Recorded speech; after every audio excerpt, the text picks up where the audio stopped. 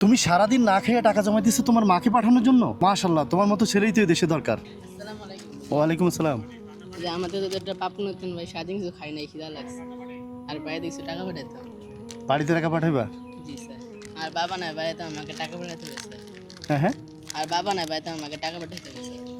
আচ্ছা, সারাদিন কিছু খাও নাই? জি না স্যার। আচ্ছা, টাকা পাঠাইতে হবে মাকে, মানে বাবা নাই, বাবা মারা গেছেন। তুমি এটা দিয়ে পরিবার চালাও? জি। কোথায় তোমার মা থাকে? কোথায়? বাড়ি বাড়িতে? বাড়ি কোথায়? বাইরে হলো ঝিনাইদহ। জেনেই দেখো কত বিক্রি করছো? 80 টাকার মতো। এই 80 টাকা কি আমাকে দেওয়া যাবে?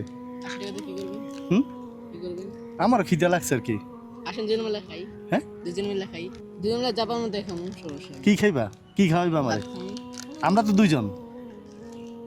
দুজন খাবেন? হ্যাঁ, কি দিবা? নেন।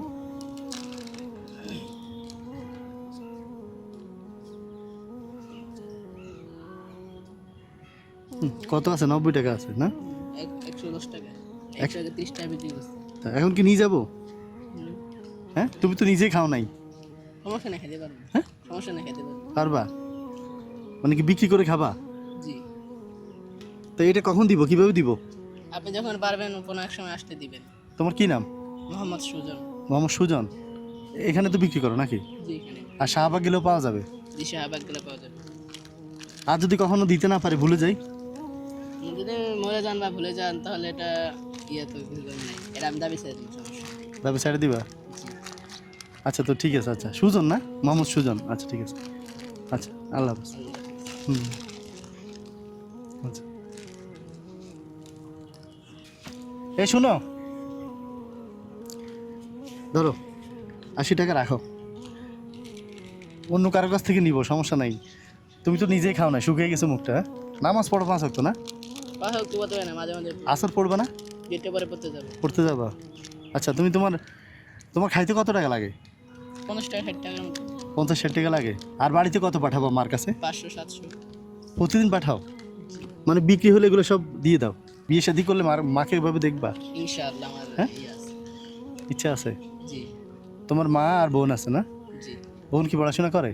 বোন বোন পড়াশোনা করতেছে, শিশু। শিশু? কত বয়স? কত? বয়স 5 বছর। 5 বছর প্লাস।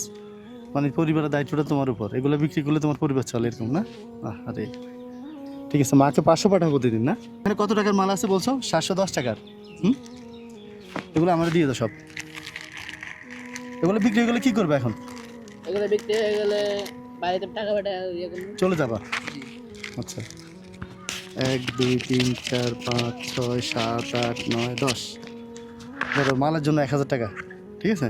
ধন্যবাদ স্যার। হ্যাঁ, ধন্যবাদ। আর মাকে টাকা পাঠাবো না? হ্যাঁ, এই টাকা থেকে পাঠান। এই টাকা থেকে পাঠাবা? তা আমি একদিন তোমার মাকে দেই। হ্যাঁ,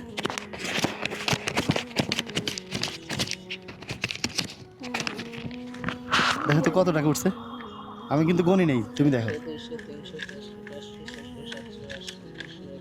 1100 টাকা। 1100? জি আচ্ছা, এই টাকা তোমার মারা দিয়ে দিও। হ্যাঁ, আর এগুলো দিয়ে মাল আর কত লাগে তোমার খাইতে?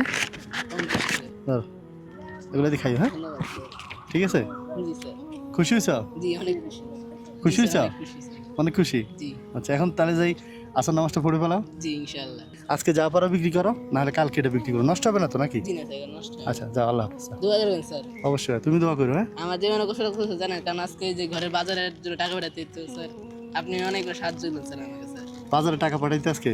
জি। যাক, ধন্যবাদ স্যার। ঠিক আছে, আমার সাথে আসতে দেখা করো। হ্যাঁ, তোমার আম্মুর আমি যতটুকু পারে দিব আবার। হ্যাঁ, ইনশাআল্লাহ। আচ্ছা, আসসালামু আলাইকুম।